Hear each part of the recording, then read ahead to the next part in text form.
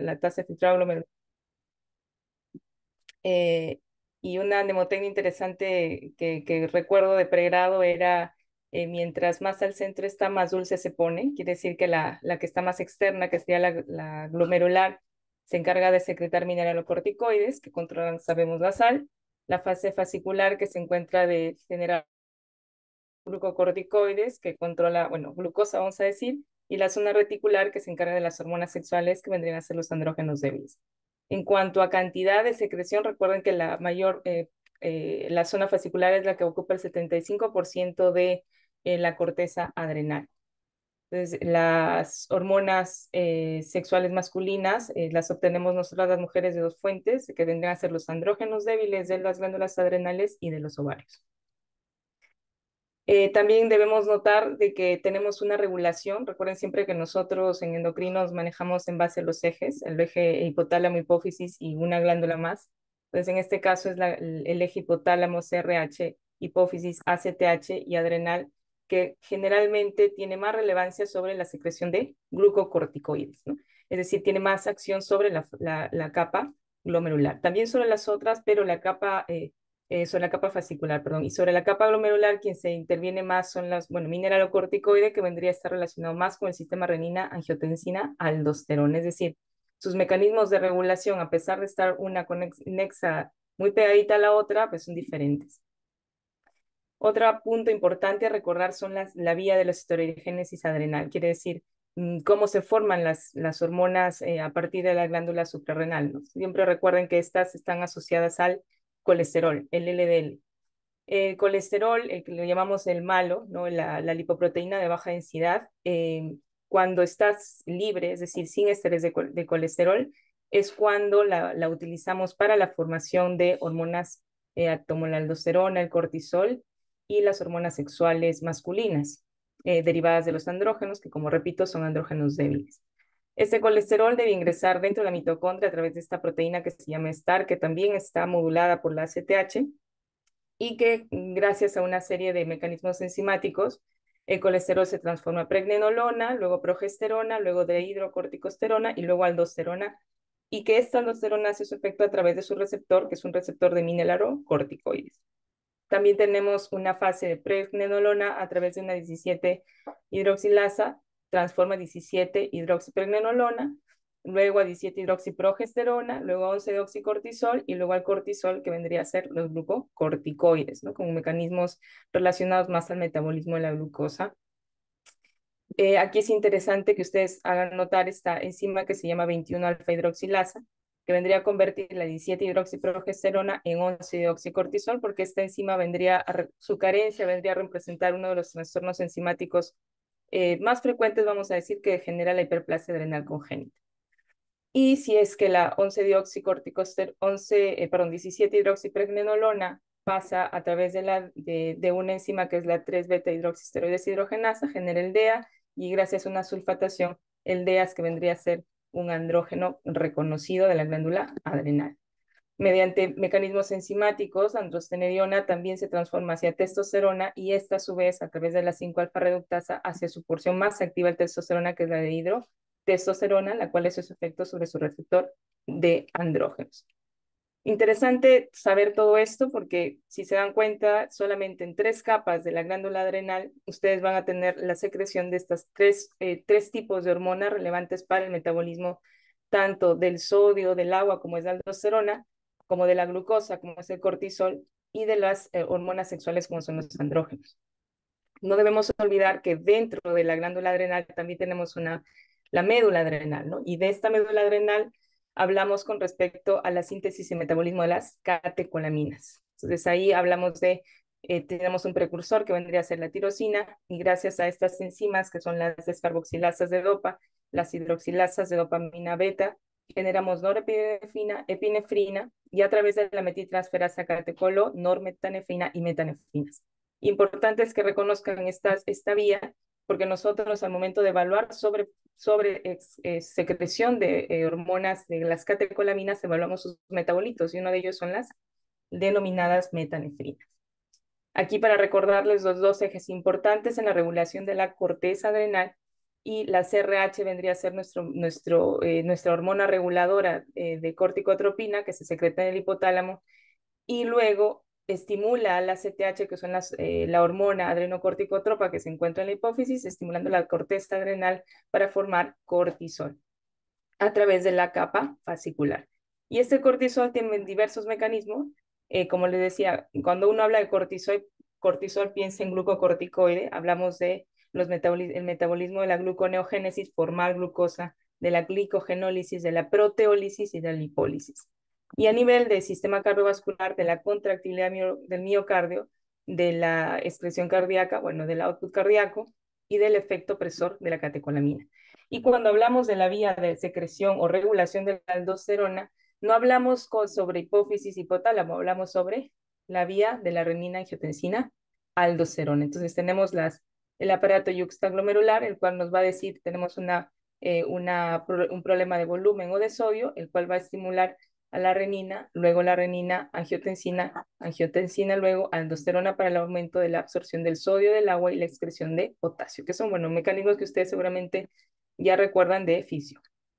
Entonces, con esas pinceladas que más o menos deben ustedes tener en cuenta para entender esta clase, vamos a ver, la agenda que vamos a tratar el día de hoy es con respecto a las patologías adrenales. Entonces, aquí les he puesto una figurita. Tenemos nuestra glándula adrenal, que la encontramos generalmente encima de los riñones, aunque puede estar por delante de los riñones. Tiene irrigación a través de las arterias frénicas derivadas de la arteria renal, que pueden ser superiores e inferiores, y tienen una sola vía de excreción a través de las venas adrenales. Entonces aquí, por ejemplo, les he hecho yo dibujitos de la secreción de aldosterona a través de en la capa glomerular, en la capa fascicular, el cortisol y el reticular, las hormonas sexuales masculinas. Y en la médula, la epinefrina y la norepinefrina, todos estos mecanismos, principalmente el de glucocorticoides, relacionados con la vía de CRH, ACTH, cortisol. Entonces vamos a hablar de estas patologías, hablaremos un poco sobre lo que llamamos incidentalomas adrenales, que son masas adrenales descubiertas de manera incidental, es decir, no las buscamos y de pronto bien aparecen, ¿no? Hablaremos un poco del hiperaldosteronismo primario, que está distinguido por tener presión arterial incrementada, aumento de aldosterona con supresión de la renina, que hablaremos de eso también. El hipercortisolismo, lo que llamamos el síndrome de Cushing, que puede ser dependiente de ACTH o independiente de él. Hablaremos un poco del feocromocitoma, que son estos tumores secretores de catecolaminas, de la insuficiencia adrenal. Digamos que a la inversa del hiperaldosteronismo hay una disminución también de la corteza adrenal. Y haremos mención nada más sobre la sobreproducción de hormonas masculinas. Entonces, para empezar la charla, bueno, si tienen alguna pregunta, yo creo que siéntanse libres de levantar la mano. Nosotros tenemos aquí, como definición, los incidentalomas adrenales derivan de la palabra que ha sido descubierta de manera incidental. Es una masa adrenal que durante la evaluación por alguna imagen, por X razones que no tengan nada que ver con patología adrenal, se hace una tomografía o alguna otra evaluación de la glándula suprarrenal y de pronto encuentran una masa. Estas masas incidentales generalmente son tumores benignos adrenocorticales que no secretan o no generan ninguna sobreproducción de hormonas. Aquí permítame. Ahora vamos a más o menos saber ubicar las glándulas adrenales, pero aquí en la flechita ustedes pueden ver una masita a la izquierda y esta es la glándula suprarrenal. Importante que un incidentaloma se lo diagnostica así porque, bueno, si es que ya ha sido buscando o ya tiene una disfunción adrenal, pues ya no es un incidentaloma, yo lo estaba buscando. Si es que tenía una predisposición genética a hacer trastornos adrenales, yo también estaba buscando, así que ya no es un incidentaloma. Y si es que es un paciente por una malignidad y yo estoy tratando de estadiar o buscar metástasis, tampoco se trata de un incidentaloma. Entonces aquí tienen los tres tipos de tumores que vemos con más frecuencia, que son las tumoraciones o masas adrenales benignas, que son el 90% de los casos, son descubiertas de manera incidental, usualmente son menores de 4 centímetros y solamente una quinta parte de ellos son bilaterales. Aquí tienen algunas características que tienen en las tomografías. La mayoría de los tumores benignos son menores de 10 unidades Hounsfield, que es un tipo de medida de valorar, digamos, el colorcito o la saturación del contraste sobre la glándula adrenal. Y lesiones malignas o masas malignas corresponden solo al 9% de las lesiones adrenales encontradas de manera incidental. Se descubren de manera incidental solo en el 40% de los casos, dado que la mayoría de veces las encontramos por algún síntoma, ya sea síntomas ven el 60%, o por una neoplasia extraadrenal o por presencia de dolor. Estos tumores, las carcinomas adrenocorticales, suelen ser mayores de 6 centímetros. Con esto, recordarles que un adenoma, que una tumoración o masa adrenal, es importante que mientras más grande, más tendencia a la malignidad tiene, ¿no? Importante que una masa, el carcinoma adrenocortical bilateral es raro, menos de 0,1%, generalmente es unilateral, y suelen tener las unidades Hounsfield mayores de 10. El feocromocitoma, por su parte, suele ser generalmente benigno, pero hay un grupo de ellos que no son benignos, que se calcula que es el 10% de malignidad. Es muy poco frecuente, es el 1%, incluso menos frecuente que un carcinoma adrenocortical. Se encuentra de manera incidental el 60%, se lo encuentra como parte de un screening en un incidentaloma adrenal también por sobreproducción de hormonas en un 30%. Usualmente es mayor de 4 centímetros. Aquí la importancia de hacer la diferenciación diagnóstica entre un feocromocitoma y un carcinoma adrenocortical. Y el feocromocitoma sí tiene mayor prevalencia de ser bilateral. Aquí les regalo unas imágenes que los pueden ubicar a saber cómo ver una imagen suprarrenal. Siempre recuerden una tomografía con un corte transversal. Ustedes van a ver el borde del hígado, ven aquí la vena cava, la crura diafragmática derecha, van a ver la cabecita del riñón derecho y aquí encuentran la glándula suprarrenal derecha. Y hacia el lado izquierdo, nuestra referencia vendría a ser la camita, vamos a decir, del páncreas a través de la vena esplénica, el riñón izquierdo, crura diafragmática, y aquí van a ver la glándula adrenal izquierda. Entonces, esos son nuestros reparos anatómicos para encontrar nuestras glándulas adrenales. ¿Qué es lo importante en un incidentoma adrenal? Importante dos cosas, saber si es maligno y saber si produce hormonas. Entonces, si es maligno, tiene derivado dos lugares, ¿no? Uno es un carcinoma adrenal o es una metástasis hacia la glándula adrenal. Y si produce hormonas, hablaremos de que sobreproduce cortisol, que llamamos síndrome Cushing adrenal. Si sobreproduce aldosterona, le vamos a llamar hiperaldosteronismo primario. Si sobreproduce catecolaminas, le llamamos feocromocitoma. Entonces, si es maligno, ¿qué es lo que nos llama la atención de la malignidad? Generalmente son mayores de 6 centímetros, aunque el riesgo de malignidad arranca a partir de los 4.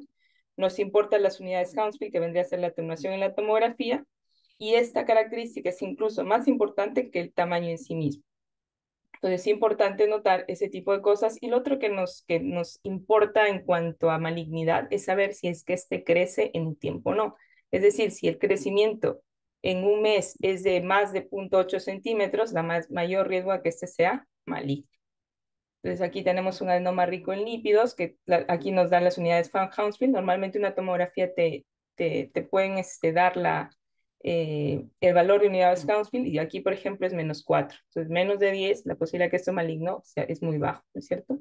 Y las características venidas son las que les describo, las unidades Hounsfield menores de 10, que el tumor sea menos de 4 centímetros, y miren, si es menos de 20 unidades Hounsfield y menos de 4 centímetros, la probabilidad de que sea maligno es casi que nula, ¿no?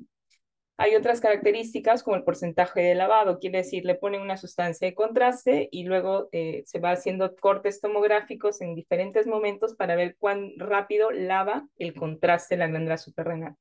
Si el lavado es completo, es decir, se ven unidades Hounsfield en un momento y después de hacer otra toma de la tomografía, vemos que se limpia la sustancia de contraste en más del 60%, esto comparando unidades Hounsfield, hablaremos de un lavado completo y la probabilidad de que sea maligno es muy bajita. La otra pregunta es, ¿produce hormonas o no? Entonces, ante la presencia de un incidentaloma adrenal, tendríamos que buscar si es que la sobreproducción de hormonas. Y estas vendrían a ser nuestras recomendaciones con respecto a qué estudios hacer si es que yo quiero buscar sobreproducción hormonal. Entonces, si yo quiero buscar un síndrome de Cushing adrenal, ante la presencia de cualquier masa adrenal, se hace un test que se llama DEXA-1. ¿Qué es ese DEXA-1? Quiere decir que le voy a dar dexametasona, que es un corticoide. Entonces, si yo me tomo un corticoide vía oral, lo que va a pasar o lo que debería pasar es que yo suprimo el cortisol porque me están dando externamente cortisol, y el propio cortisol endógeno debería disminuir. ¿Qué pasa si no disminuye? Habla de una producción endógena de cortisol. Entonces, lo que hacemos es dar dexametasona, 1 miligramo a las 11 de la noche del día previo al examen, y al día siguiente dosamos cortisol 8 de la mañana, y este es anormal si es que es mayor de 1,8 microgramos por decilitro. Ese es el punto de corte como tamizaje. A partir de entonces puede decir, ojo, hay mayor riesgo de que este paciente tenga síndrome de Cushing. De todas maneras, hay que hacer pruebas confirmatorias. Entonces, una prueba confirmatoria, que lo vamos a ir viendo, es la medición de ACTH, de hidroepiandrosterona sulfato, el cortisol libre urinario en 24 horas, que es otra manera de confirmar el diagnóstico, o podemos repetir un DEXA 1 o hacer un DEXA 8, que eso es un mecanismo un poquito más prolongado de manejo del síndrome de Cushing. Pero como prueba de tamizaje inicial, es realizar este test que se llama DEXA 1. Luego, si yo en este tipo de incidentaloma adrenal, yo tendría también que evaluar la presencia de aumento de aldosterona si es que este paciente además tiene hipertensión arterial, o también puede ser que yo a este paciente nunca le haya encontrado ninguna tumoración, pero viene con hipocalemia espontánea. Entonces tendría yo también que hacerle estudios de hiperaldosteronismo. Entonces la aldosterona lo que hace es incrementar la absorción de sodio y de agua y eliminar o aumentar la excreción de potasio. Entonces, lo que va a hacer es el hiperaldosteronismo es elevar sodio, elevar presión y disminuir los niveles de potasio porque se está excretando mayor potasio por la orina. ¿Y qué prueba hacemos? Medimos la aldosterona y medimos a su regulador. El regulador de la aldosterona es la renina. Entonces, para eso nosotros nos empleamos dos estudios de laboratorio, bien puede ser la actividad renina plasmática o la renina plasmática sola. Es anormal si es que la aldosterona está alta y su regulador está suprimida, porque si es que yo pensaría que el regulador está sobreproduciendo, es decir, tengo mucha renina, debería aumentar la aldosterona. Pero en este caso, en el hiperaldosteronismo, la aldosterona está más alta, quiere decir que hay algo que está produciendo aldosterona, y debido a este aumento de aldosterona, su regulador se ha tenido que suprimir por retroalimentación negativa, que es un mecanismo que por endocrino ustedes ven muy frecuente. Y la prueba confirmatoria de este estudio se necesita sí o sí si es que el paciente, bueno, no está tan cantado el diagnóstico, es decir, la aldosterona está en 12, por ejemplo, ¿no? Y la renina plasmática está bajita, pero no está completamente suprimida. En ese tipo de casos, lo que hay que hacer es hacer un test de sobrecarga de sodio o de infusión salina, que ya lo hacemos como parte de estudios funcionales, ¿no?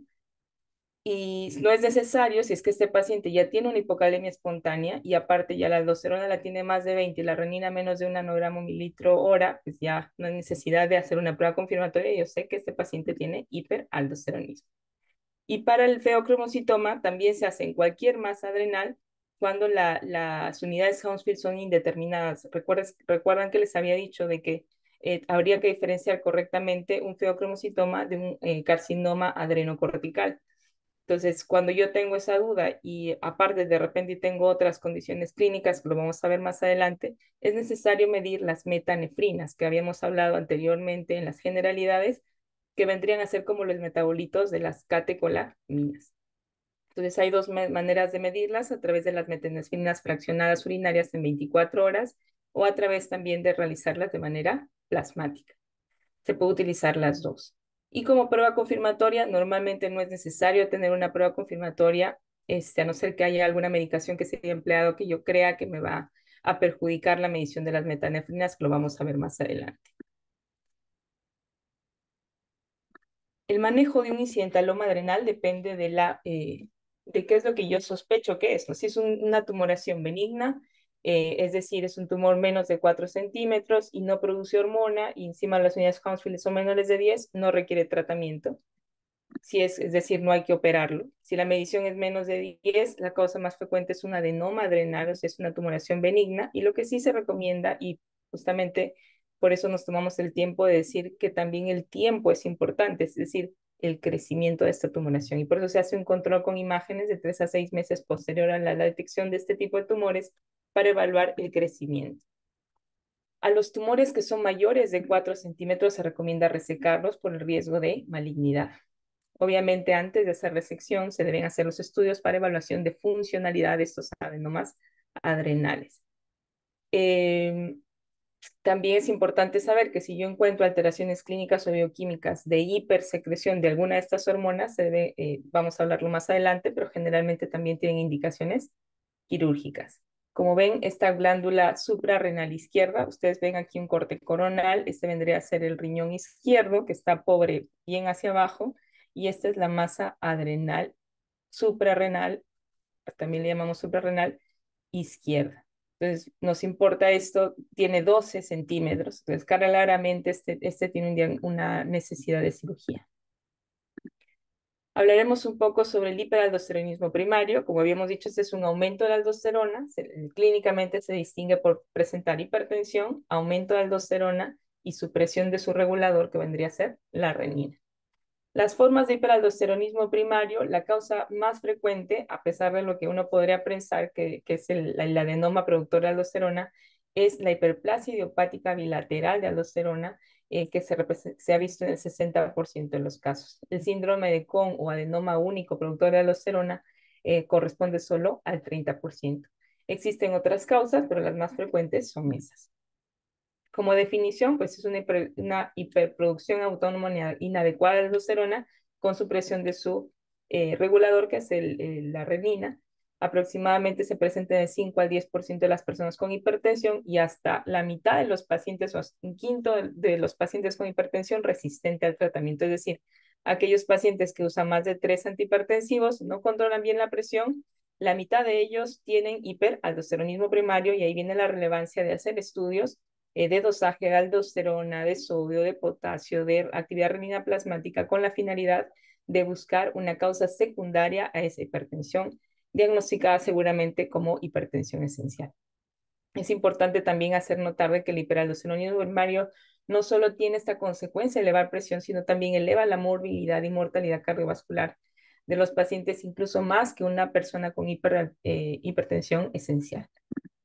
Entonces, la glándula adrenal, a través de la capa glomerular, libera más aldosterona, tiene tendencia a elevar la presión arterial. ¿Dónde y a quiénes les debo hacer yo tamizaje hiperaldosteronismo primario? Las recomendaciones nos dicen que si es que es un paciente con hipertensión arterial y que está persistentemente por 150-100, pues debería hacerse un estudio. Aquellos pacientes con, les repito, resistencia a hipertensión resistente, es decir, no controlan con más de 3 fármacos antihipertensivos y que incluye un diurético, también se les debería hacer estudios. Aquellos pacientes que ya presentan hipocalemia, es relevante hacer este tipo de evaluaciones. De hipertensión asociada a un incidente alomadrenal, también es necesario hacerles esta evaluación. Tenemos, ¿cómo hago yo el tamizaje? Entonces, hay algunas escuelas que nos dicen que a todos los pacientes con hipertensión deberíamos hacerles una evaluación o un screening de tamizaje, ¿no?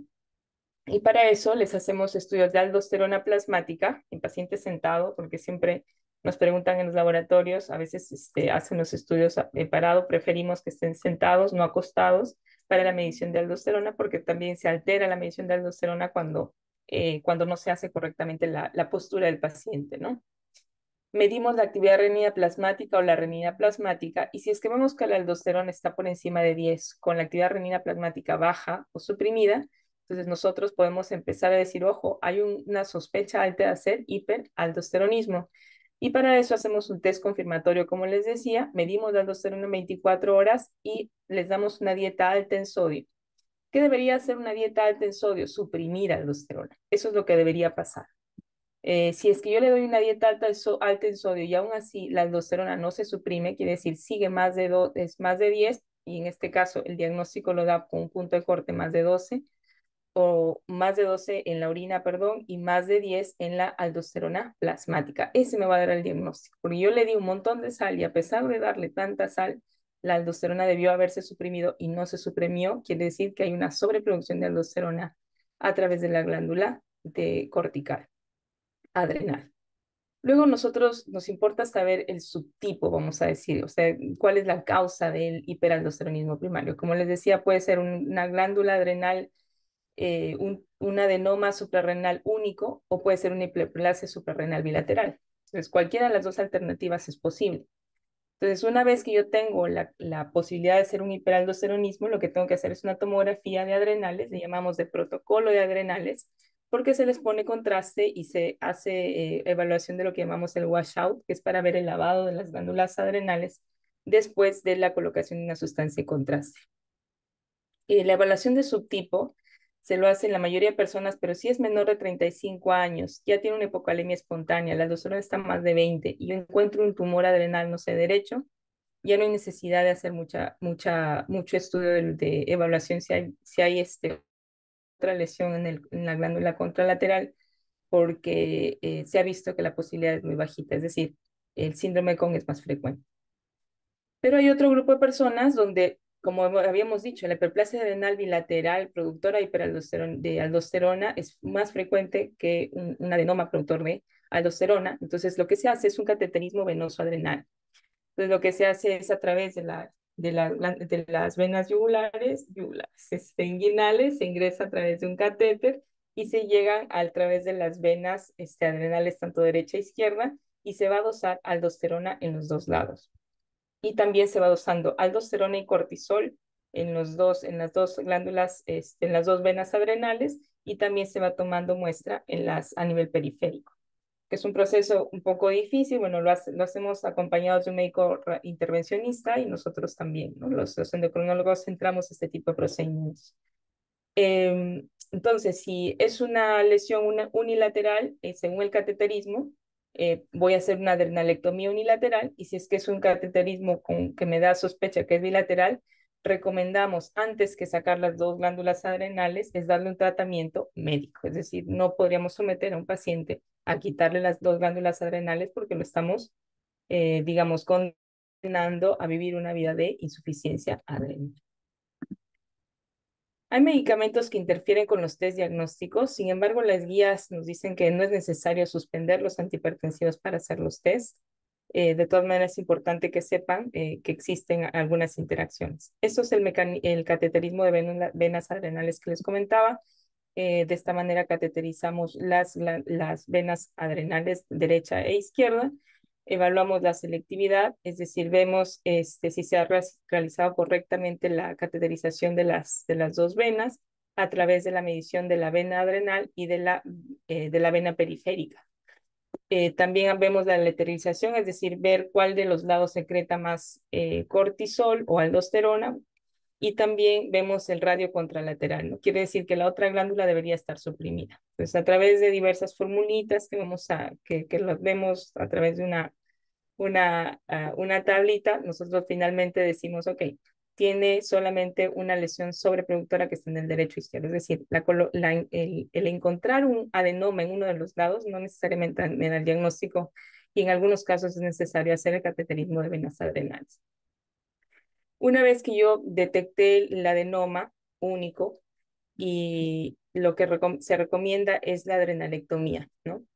Si es que la aldosterona después de esta cirugía sale menos de 4, es un tratamiento curativo.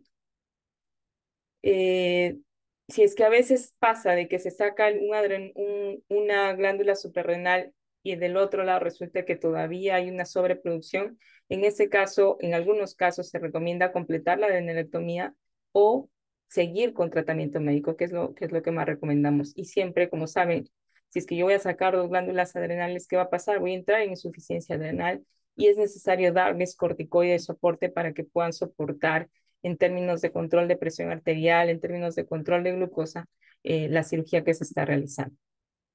¿Cuáles son los medicamentos que usamos si es que yo no voy a operar? El que más usamos, bueno, son los antagonistas de los receptores mineralocorticoides. El que más usamos es la espironolactona, ampliamente conocido.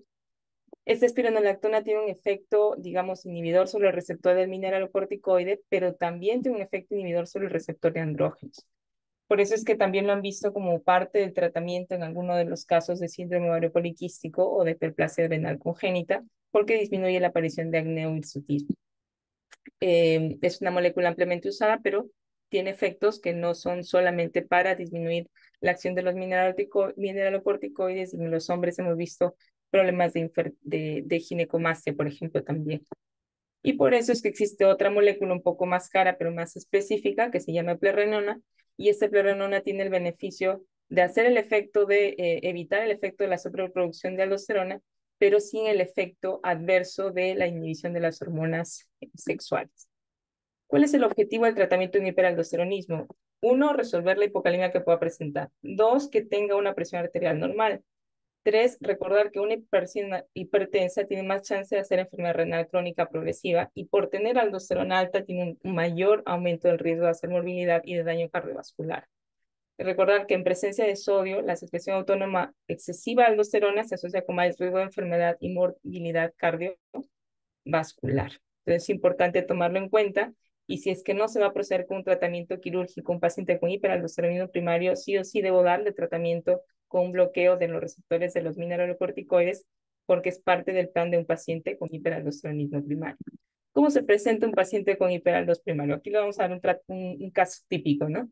Es un paciente joven de 35 años, por ejemplo, el caso que les presento ahora, tiene hipertensión desde los 31 y recibe 3 antihipertensivos, clonidina, amlodipino y valsartán, y aún así no controla bien.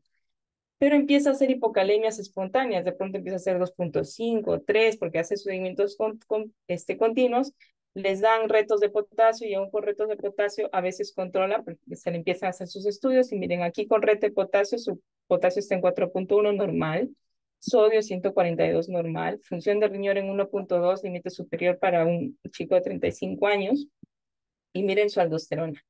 El punto de corte para el laboratorio es 21, pero nosotros sabemos que para considerar ya en riesgo es más de 10 y más si es que tenemos una renina suprimida. Entonces, ya con estos dos valores, nosotros tenemos el diagnóstico de hiperaldosteronismo primario.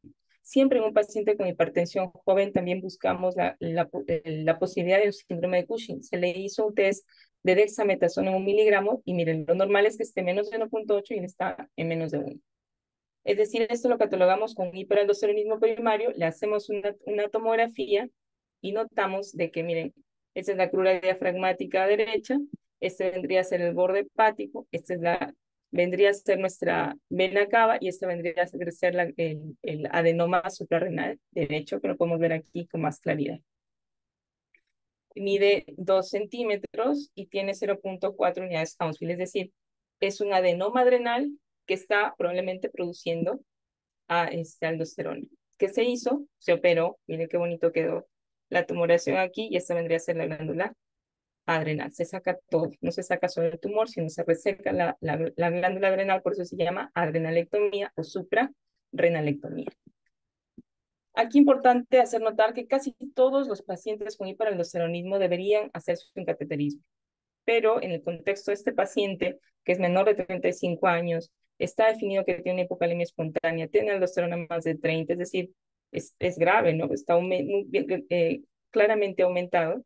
Y encima tengo una tumoración mayor de 1 centímetro en la tomografía, pues yo me puedo evitar el cateterismo porque es muy poco probable que el otro lado tenga una tumoración coexistente, ¿no? Y lo que se hace y lo que se hizo finalmente con este paciente es la adrenalectomía laparoscópica unilateral. Otra de las patologías de las que vamos a resolver ahora, como vamos, si tienen alguna pregunta, chicos, aquí yo veo el chat, así que yo estoy atenta. Entonces, vamos a hablar ahora de la insuficiencia adrenal. Entonces, habíamos dicho que si yo tengo un hiperaldosteronismo, tengo un aumento de la actividad mineralocorticoide, chance de aumentar sodio, aumentar agua, aumentar presión y bajar potasio. En la insuficiencia adrenal, puede ser insuficiencia adrenal, ustedes saben, ¿no? 3 capas. Insuficiencia adrenal porque hay hipoaldosteronismo, insuficiencia adrenal porque hay hipocortisolismo. Entonces, en la insuficiencia adrenal, nosotros definimos como insuficiencia adrenal primaria o secundaria. Entonces, la primaria es cuando hay un daño completo de la corteza adrenal derivada de una enfermedad de Addison, por ejemplo, que es la adrenalitis autoinmune. Y esto decanta en una deficiencia tanto de cortisol como de aldosterona. Entonces, como consecuencia, ustedes que van a tener probablemente hipoglicemia, hiponatremia e hipercalemia. Y en este tipo de casos, lo que vamos a tener como retroalimentación positiva por la ausencia de cortisol es el aumento de la CTH. Eso es lo que nos diferencia. ¿Y qué va a pasar en un hiperaldosteronismo secundario? Quiere decir que la glándula hipofisiaria o el hipotálamo está disminuyendo su producción de ACTH o CRH, con lo cual no hay estímulo suficiente sobre la corteza adrenal y genera deficiencia de cortisol solo, no genera alteraciones de aldosterona. Es importante reconocerlo porque ustedes saben quién regula la aldosterona, el eje renina, angiotensina, aldosterona. ¿Y quién domina el cortisol sí o sí? El eje CRH, ACTH, cortisol. Entonces aquí un ejemplo más. La insuficiencia adrenal primaria, lo que vamos a ver es disfunción adrenal, con alteración también mineralocorticoide. Vamos a encontrar hipercalemia y esto es característico de un paciente que refiere hambre de sal. En las insuficiencias adrenales secundarias notamos disfunción hipofisiaria o hipotalámica y no tienen defecto mineralocorticoide. Ante un estrés, ya sea físico, emocional, por hipoglicemia, exposición al frío o por dolor, normalmente se estimula el CRH, ACTH y cortisol para mejorar esto. ¿Cuáles son las causas de insuficiencia adrenal? La causa más frecuente de insuficiencia adrenal primaria vendría a ser la adrenalitis autoinmune, aunque en nuestra población la adrenalitis por tuberculosis también es una característica, es decir, la lesión adrenal por culpa de la tuberculosis, ¿no? Porque genera lesiones granulomatosas en ambas glándulas adrenales. Con respecto a la insuficiencia adrenal secundaria, una de las causas más frecuentes es la cirugía hipofisiaria, ¿no? Y dentro de las causas de insuficiencia adrenal terciaria vendrían a estar las medicamentosas, como el uso crónico de glucocorticoides, que generan una supresión sobre el ACTH o CRH, algunos antipsicóticos y algunos opioides que estamos usando de manera cada vez más regular, también pueden estar generando ese tipo de alteraciones, entre otros medicamentos. Ahora tenemos medicamentos denominados la inmunoterapia, que también hemos encontrado alteraciones de este tipo. Es importante que ustedes reconozcan que cada corticoide tiene actividad glucocorticoide como mineralocorticoide para saber cómo lo voy a emplear. Por ejemplo, la hidrocortisona tiene actividad tanto mineralocorticoide como glucocorticoide, pero una metilprednisolona tiene mucha actividad, más actividad glucocorticoide y casi nula o nula actividad mineralocorticoide. También es importante reconocer que el uso de corticoides, aún sea inhalado, sea tópico, tiene un efecto supresivo sobre el eje ACTH-CRH, sobre todo si es que yo lo voy a usar por tiempos prolongados, más de 3 semanas, y también depende mucho de la cantidad o superficie de aplicación de este tipo de medicamentos. Cuando hablamos de crisis adrenal, la crisis adrenal viene a estar definida como una emergencia endocrina derivada de la insuficiencia adrenal que no la supe tratar. ¿Y cómo la defino? Cuando tengo 2 o más de los siguientes síntomas, es decir, tengo hipotensión arterial, bueno, en esta guía pone como 100 milímetros de mercurio, presencia de náuseas o vómitos, fatiga severa, fiebre, somnolencia, hiponatremia, hipercalemia, hipoglicemia y mejora con la administración de hidrocortisona. Entonces tenemos crisis adrenales que pueden ser leves, moderadas, severas, y según ello depende de dónde, si lo voy a atender de manera ambulatoria o si va a ser necesario hospitalizarlo en UCI y con mucho riesgo de muerte. Por eso es que un paciente con insuficiencia adrenal conocida debe tener o una esclavita o un collar que ponga que tiene insuficiencia adrenal para que en momentos de crisis sepan que tienen que aplicarle corticoides. Entonces, un poco para que se entienda cómo se desarrolla la crisis adrenal ante la presencia de un estresor que vamos a decir que es una infección. Lo normal es que se aumente el cortisol y que el cortisol inhiba la liberación de citoquinas, inhiba los efectos tóxicos de estas y genere una inhibición de la resistencia a los glucocorticoides, es decir, tenemos más cortisol efectivo. Pero ¿qué pasa si mi glándula adrenal no tiene esa capacidad de generar cortisol? Pues lo que voy a tener es más liberación de citoquinas, efectos tóxicos, voy a tener resistencia a los glucocorticoides, la poca cantidad que tengo, y genera o decanta en una crisis adrenal. ¿Cómo yo hago un diagnóstico diferencial correcto de la insuficiencia adrenal? Me dicen cuando termino, yo termino aquí, me falta un poco. Sobre la diferencia, tenemos la insuficiencia adrenal primaria, que la causa más frecuente vendría a ser que tengo adrenalitis autoinmune, habíamos dicho, ¿no?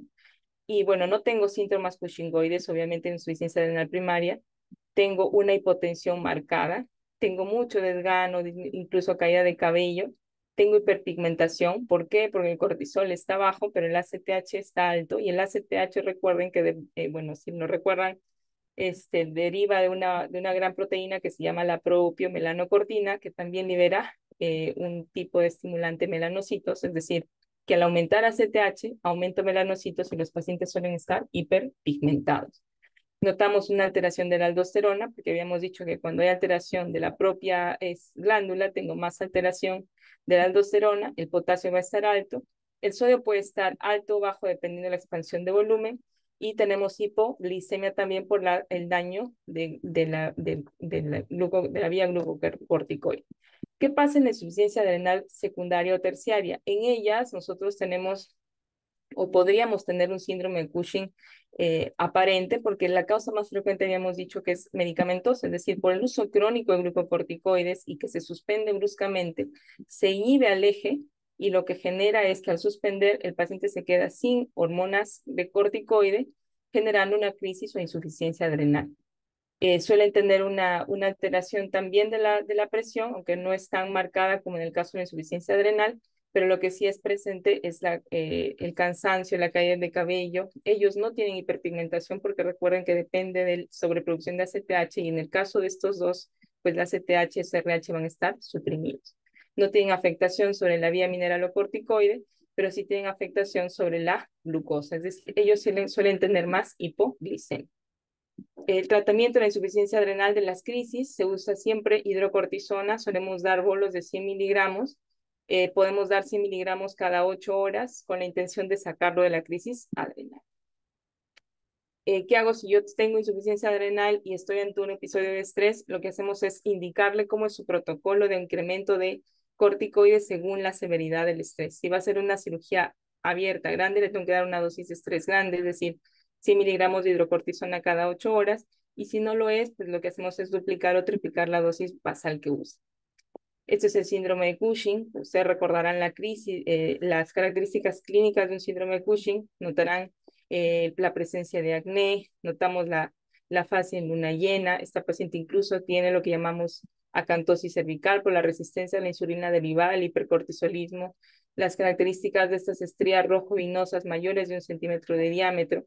La clara presencia también suelen tener, mira, ella tiene hasta hiperpigmentación de sus granitos y tienen obesidad central. En esta paciente lo que se encontró fue una tumoración hipofisiaria secretora de ACTH.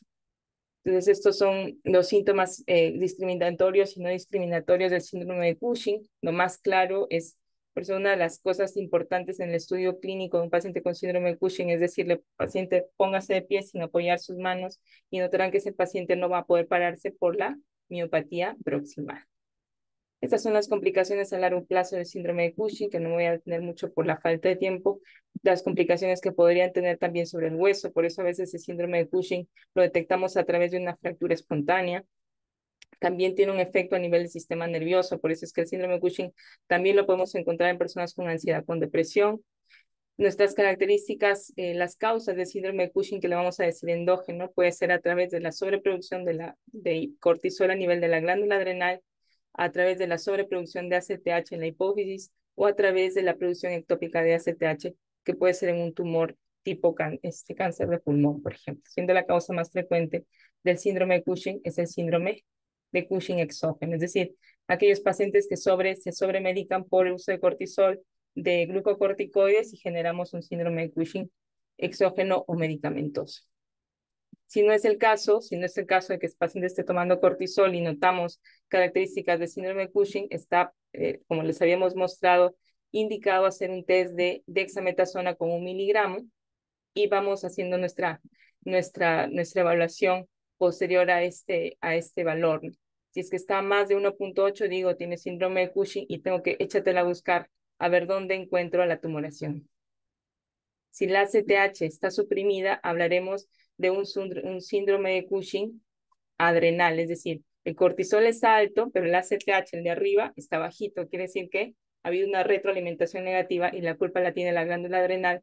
Entonces yo tengo que hacer una tomografía de las glándulas adrenales en busca de la tumoración. Y si es que el ACTH sale más de 20, entonces digo, ok, hay una sobreproducción de arriba de la hipófisis y está aumentando la liberación de cortisol, con lo cual tengo que hacer una resonancia de la hipófisis y buscar el tumorcito. Este es el punto en el que no tenemos una discriminación clara y aquí lo que se recomienda hacer es hacer test de estimulación con DEXA 8, por ejemplo, que es un poquito más avanzado.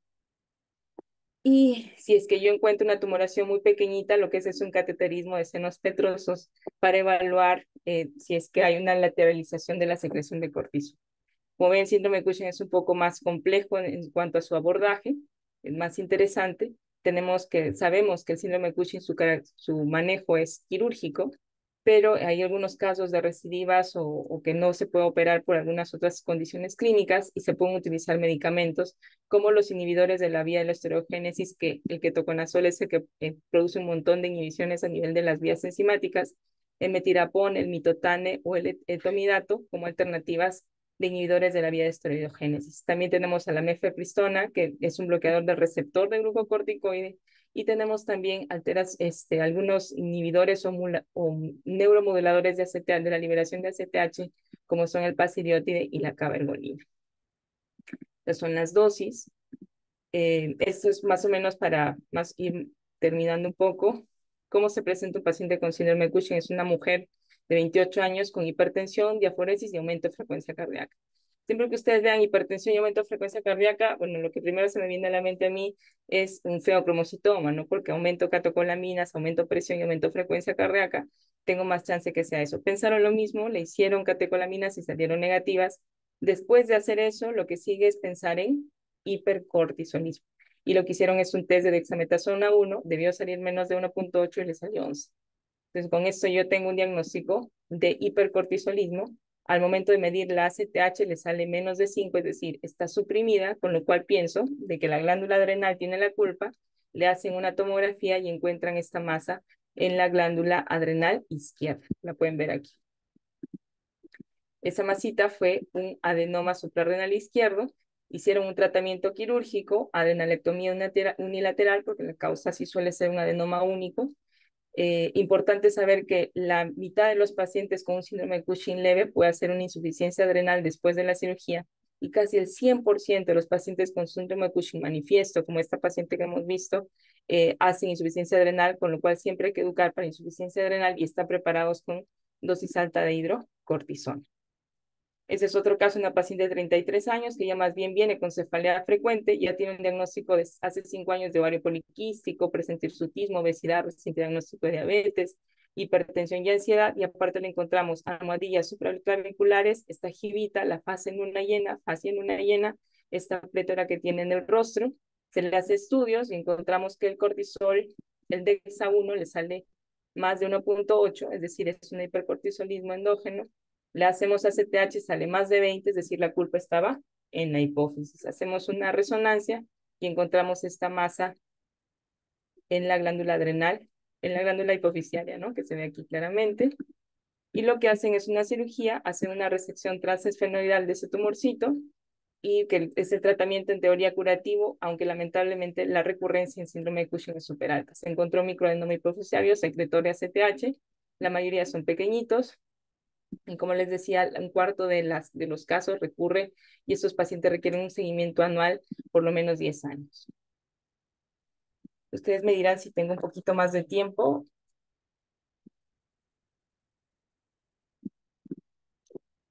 Hola,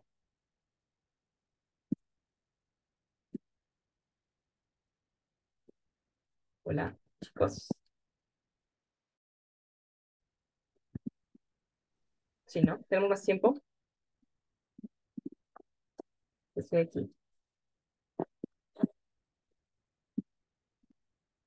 Bueno, procedemos entonces a continuar. Hablaremos un poco sobre el feocromocitoma. El feocromocitoma es la gracias. Es una liberación de catecolaminas. Estas catecolaminas tienen un efecto que puede ser a nivel cardíaco, sobre todo aumentando la frecuencia cardíaca, la contractilidad cardíaca, pero también tiene un efecto sobre los receptores beta-2 adrenérgicos, generando vasodilatación, generando incluso broncodilatación o pueden generar también incremento en los niveles de glucosa. ¿En qué contexto clínico sospecho en feocromocitoma? En paroxismos hiperadrenérgicos, por ejemplo, les decía yo, palpitaciones, diaforesis, dolores de cabeza, temblor, palidez, y que son episódicos, suelen ser características de los feocromocitomas.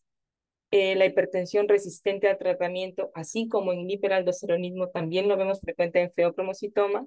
En síndromes familiares que predisponen al feocromocitoma, como la neoplasia endocrina múltiple tipo 2, en la neurofibromatosis tipo 1 o el síndrome de von Hippel-Lindau, algunas mutaciones de los genes de la deshidrogenasa de diferentes tipos. Notamos también antecedentes familiares de feocromocitoma, las masas adrenales descubiertas incidentalmente también, como habíamos mencionado al inicio de la charla.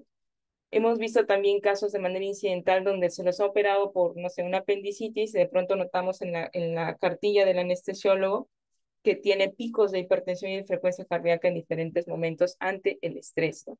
Y también lo hemos visto en hipertensión a edad temprana, menos de 30 años. Entonces, estas son las circunstancias en las que uno debería pensar o plantearse medir las catecolaminas derivados de esta sospecha, que, como repito, tiene que ver con hipertensión, con aumento de frecuencia cardíaca, pero también con presencia de hipertensión, de sobrepeso, los incidentalomas, alteraciones del comportamiento. A veces algunos nos refieren de que no solamente es frecuencia cardíaca alta y dolor de cabeza, sino también sensación de huida.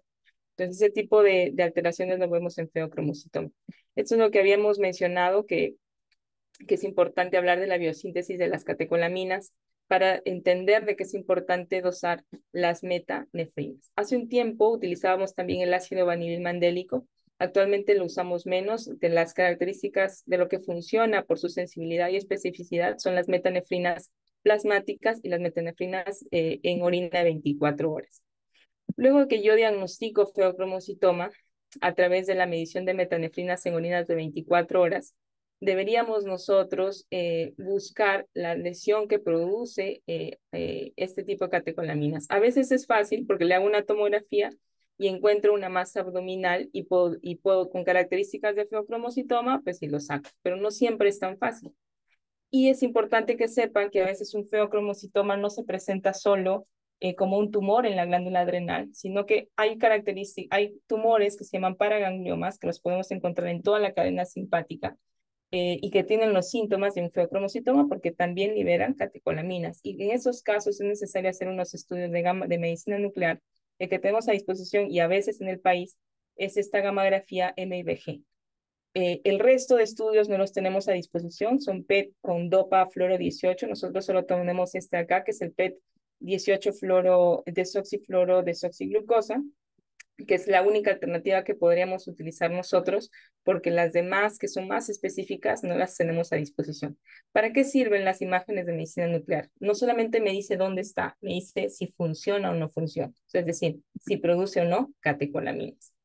Importante hacer notar los medicamentos que interfieren con la medición de las metanefrinas y tenemos incluso hasta el panadol que puede interferir con la medición de metanefrinas para que lo tomen en cuenta al momento de hacer la interpretación de los estudios. En esos, pero como síntomas es importante hacer test genéticos porque la mayoría se beneficia mucho de que yo determine si es que estos pacientes tienen alteraciones en la vía de la succinil deshidrogenasa, que tiene que ver con la presencia de tipos de fenotipos de feocromocitoma, es decir, cuando hay más liberación de dopamina, o más liberación de norepinefrina o más liberación de epinefrina, que ya es un poquito más complejo en el manejo de feocromocitoma.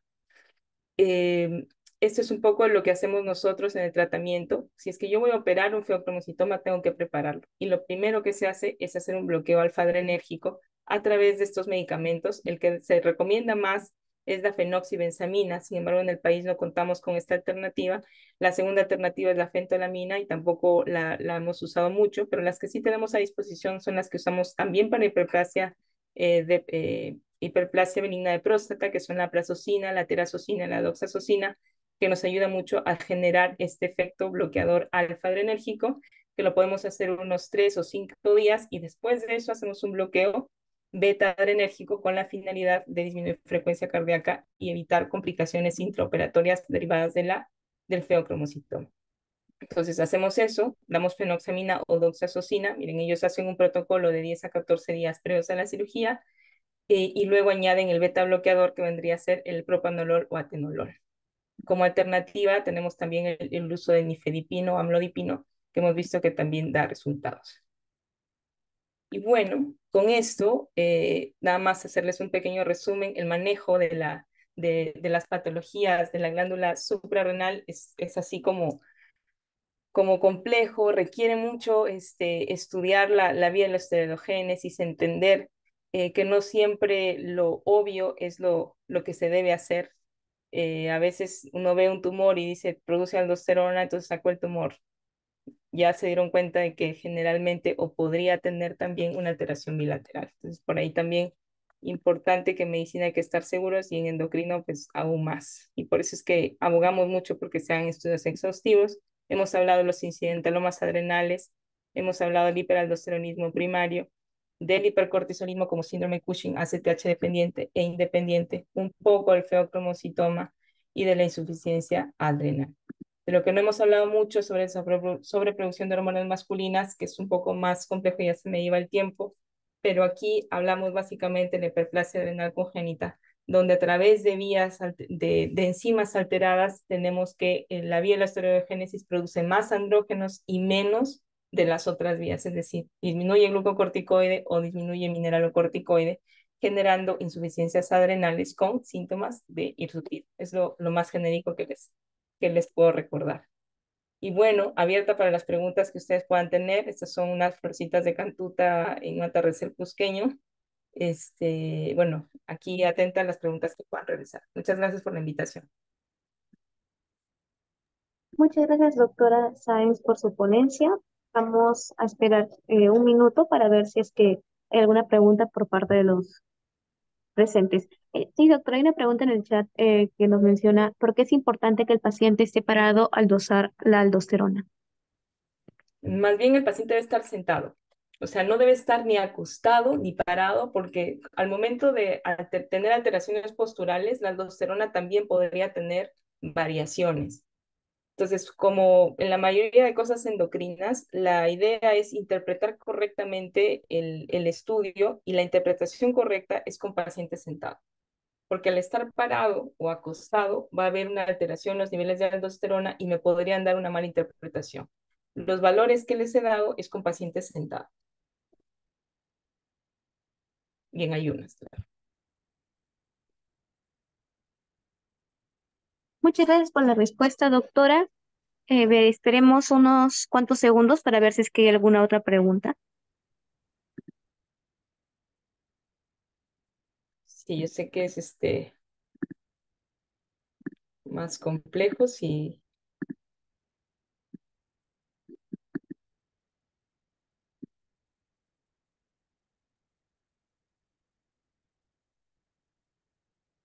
Me parece que ya no hay más preguntas por parte de los presentes, doctora.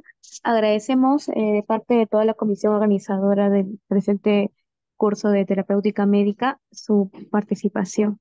No, me parece que hay una pregunta adicional, doctora. Si un paciente se automedica por corticoides por largo tiempo, ¿cómo se le retira el medicamento? Entonces, una cosa es entender la dosis, ¿no? La dosis, por ejemplo, de 5 miligramos todos los días en un paciente que tiene artritis reumatoide no suprime el eje. Eso es importante saber. Pero si yo tengo dosis mayores de 20 miligramos por más de 3 semanas, yo sí estoy suprimiendo el eje y tengo más chance de que al momento de suspender bruscamente genere insuficiencia adrenal. Importante saber el tiempo. Si yo le digo que usó 3 semanas de corticoide, entonces tengo que decir que en 3 semanas debo reducirse. Entonces, por ejemplo, si el paciente usó 3 semanas 20 miligramos, en 3 semanas voy a reducir. Entonces, la primera semana le bajo a 15. La segunda semana se la bajo a 10. La tercera semana se la bajo a 5 y la cuarta se la suspendo. Entonces, depende mucho del tiempo de uso del corticoide para saber cómo suspendo de manera progresiva el uso de corticoides. Pero generalmente el tiempo son 3 semanas de dosis alta. A veces nosotros nos pasamos de precavidos porque claramente hemos tenido casos de insuficiencias adrenales severas, sobre todo cuando no sabemos claramente si el paciente cuánto tiempo usaba corticoides, ¿no? Pero, por ejemplo, en pacientes que usan tratamientos oncológicos tipo exametasona, dosis súper altas, pero se las dan una semana, no es necesario hacer reducción progresiva. Pero si son 3 semanas de dosis alta, como repito, 20 miligramos de prednisona, que al cambio a hidrocortisona puede ser 100 miligramos, estoy dándole dosis alta y si requiere disminución progresiva por el alto riesgo de insuficiencia adrenal.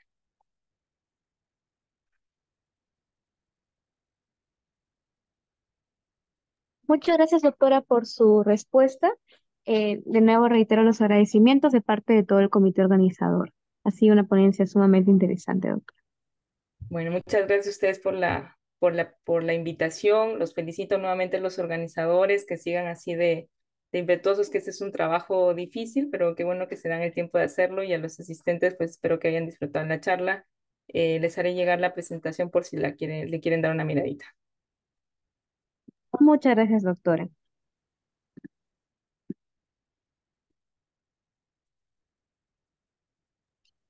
Ahora, con todos los presentes, a continuación vamos a continuar con la siguiente ponencia, la cual va a estar a cargo del doctor Gonzalo Francisco Miranda Manrique, el cual es un médico cirujano graduado de la Universidad San Martín de Porres, es especialista en endocrinología por la Universidad Nacional Mayor de San Marcos. Asimismo, es médico asistente del Servicio de Endocrinología del Hospital Nacional 12 de Mayo. Le damos el pase al doctor para que pueda empezar con su ponencia el día de hoy.